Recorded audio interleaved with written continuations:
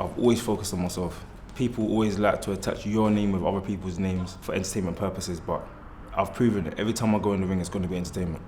So I will continue to focus on myself, continue to make it all about me, because that's the only way I can progress.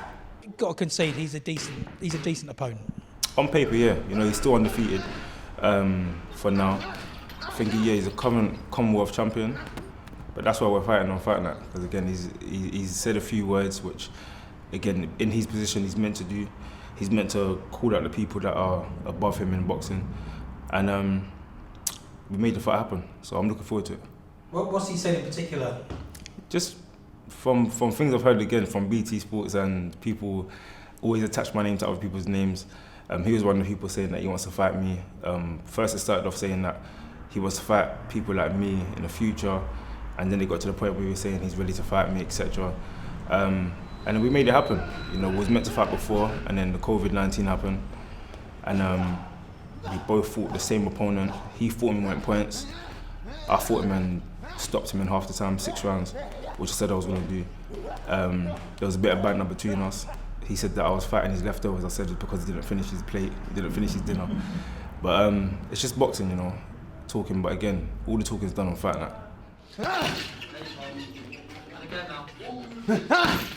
Again, as a man, I've met him a few times. We're with the same promotional company. There's no bad blood, but again, we're both ambitious. He's got a decent knockout ratio. I think I've got a better one. But yeah, it's due to be an entertaining fight.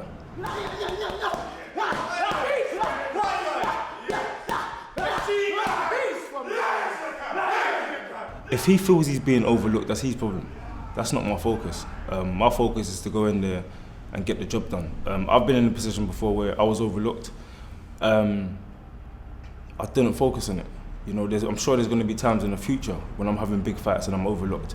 I'm never going to focus on that. I only focus on myself and what I'm going to produce on Fight Night. I'm just looking forward to it. That's what I'm going to say. I'm just looking forward. I can see you're itching to say something there, but you're just I do my talking with my hands. I've always done so. I'm an explosive fighter, entertaining fighter. You know, my style is to go in there and get the win by knockout. Everyone can talk to try and sell themselves, which he's meant to do. Again, that's part of the fighting game. You know, you've seen it time and time again, people talking. But I'm one of the people that I've never disappointed. I'm sure he said he was going to knock out Dex Bowman as well. At the end of the day, people want to see a knockout. That's just my opinion. When I'm watching boxing, I'm there, you know, I'm eating my potato chips, sipping my tea, and I'm waiting for the knockout to come. That's like everybody. And then when the knockout comes, that's when everyone gets excited. Or when the big shot lands, that's when everyone gets excited. Lions! So training, is it literally just the same as normal? Do you do anything different for this particular fighter? I don't change nothing for any particular fighter. All we do is try to progress, try to get better as an overall fighter. As I said this early in my career, I don't train for now, I train for my future. And I feel like that's why I've elevated so quickly. I don't focus on opponents, I focus on myself.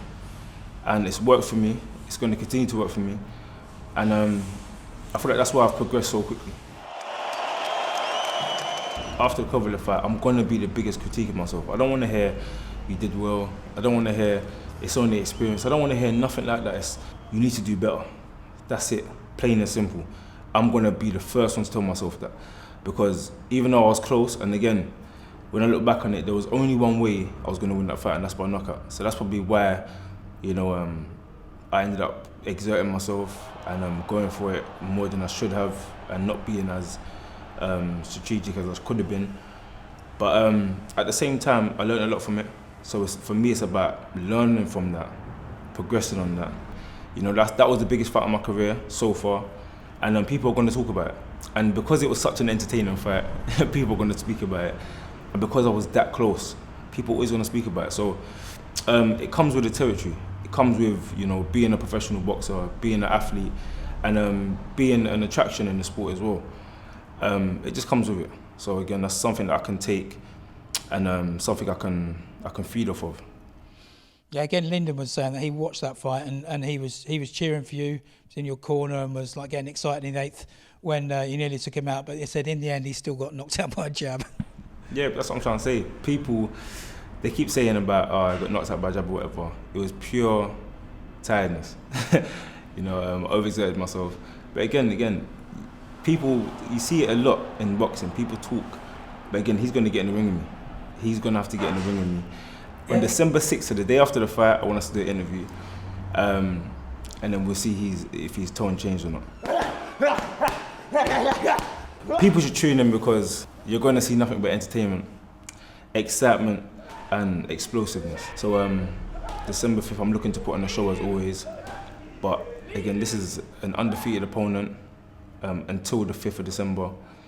And you just got to tune in and see how I do it.